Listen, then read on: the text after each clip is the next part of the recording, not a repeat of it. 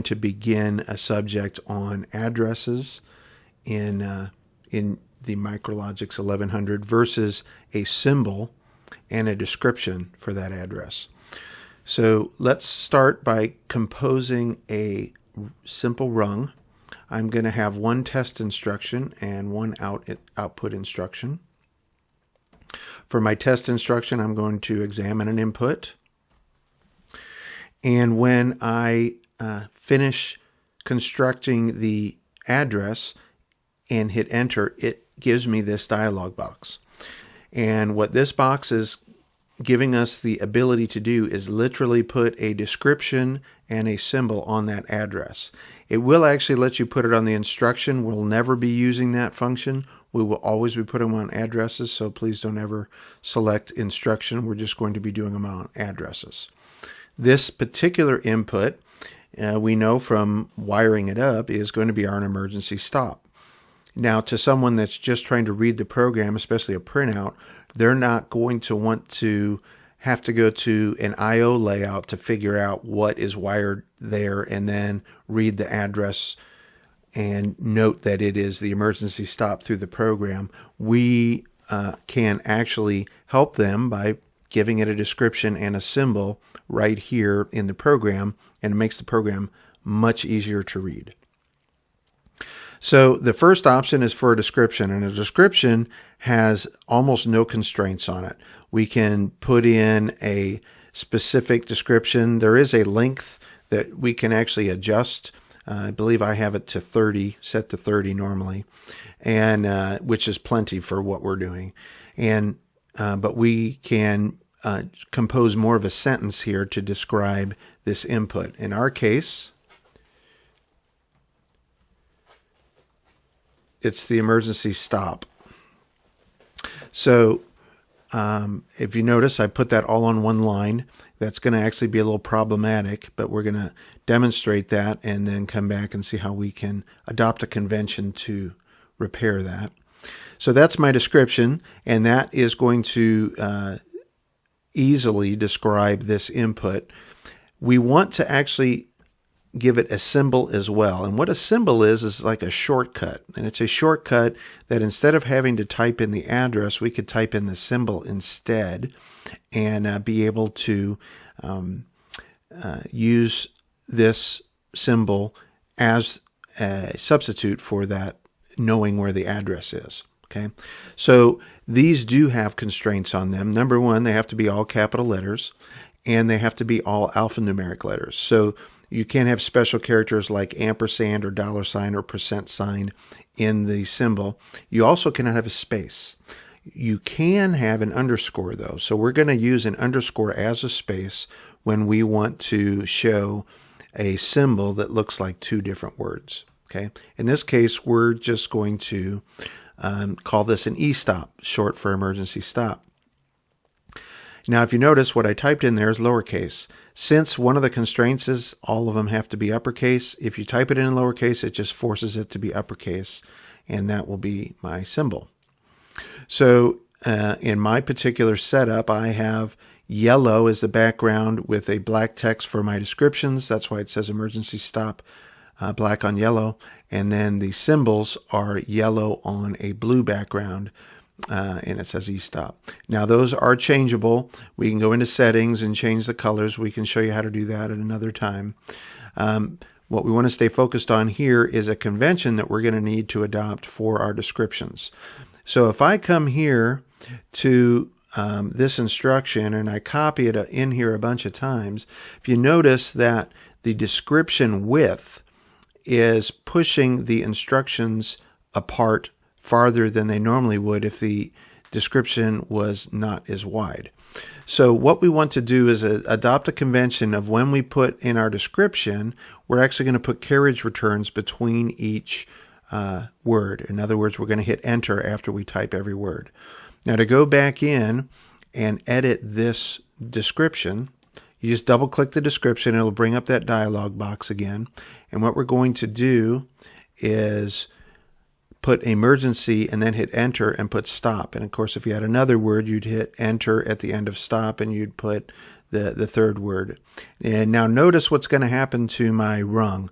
I basically have the maximum amount of instructions I can fit across that rung. Now, when I use our new convention, I can fit about 2 or 3 more instructions in that rung. It's going to help out quite a bit because our descriptions might get quite wordy. For the most part, we use up to 4 words in our descriptions. Well, if you had a 4-word wide description, that would really push off your instructions. Now, here's the benefit to having a symbol. I'm going to come and add a new rung. And instead of having to type the address, I'm just going to type eStop. And it knows automatically the eStop is at that address. And I don't have to ever type that address in again. And so we can actually tie these descriptions and symbols to every component on your program. And that way we have a well-documented program as to what each input is, and then we have a quick way of being able to construct our programs using the symbols instead of the addresses to type it in. Now on the job sheet, I actually give you all of the symbols and descriptions that I want you to use. So here for job 901, this is where we're going to get into the emergency stop with a stop and a start of our single phase motor. If we look down here, you'll notice under description, I give you the description that I want you to use for that particular component. And I also give you the symbol.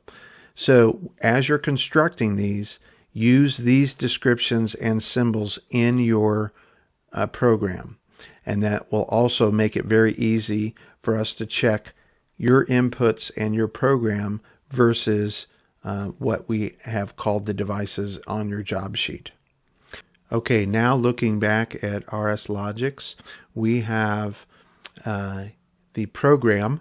I actually entered in for our output. I just tied it to our green light, went ahead and gave it a green pilot light description and a green GRN_LT for my symbol. The list of all of these symbols, because they will get quite long, can be found over here in the Project Explorer window. Down here under the folder of database, there is address symbols. If you double click on that, you will get a list of all of the entered symbols and descriptions that you have put in this program. Now there are a bunch that are predefined for you. All of these S ones are system flags and system words. The ones that the user actually types in will be on top here. So I only have 2. I have my eStop and my green light there for emergency stop and the green pilot light. But you could see the whole list here. We could, if we wanted to, go ahead and start the program right here by adding in all of the inputs. So if I say add a new record, it's going to ask me for an address. So I can start typing in my address, and this would be for the next address. And I could type in, this is my 3-position selector switch.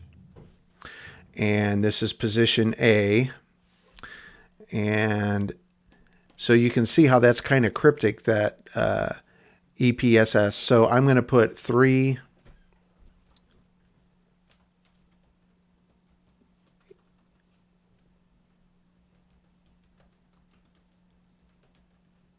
selector switch right here. Oh, and you got to be careful not to keep hitting enter. So you've got in this case 4 words, and then if I just click off of that record, the description then gets entered. Okay, you can in turn actually go in and delete that. I actually meant to put 3, not an E. But you can go in turn and delete that by hitting delete record. You might copy a program over to start a new program, and you might have some of these descriptions and symbols that are in there. You also might want to duplicate it. You might have green light 1, 2, 3, 4, and you can click on green light here, and then you could hit duplicate record, and it's going to give you the new description, and all you have to do is put in your new address. So here, and this one would be the yellow LT, and then we just come in here and change this to yellow. Okay.